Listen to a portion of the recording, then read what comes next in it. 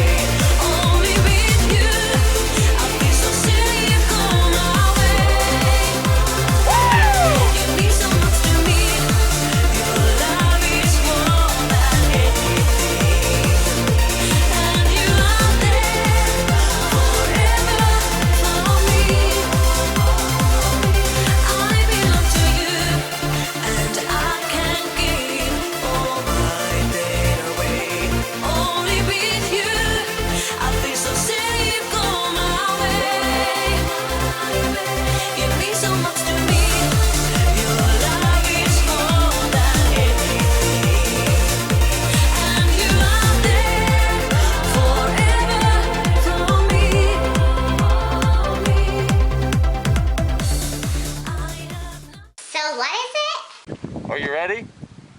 Oh yeah.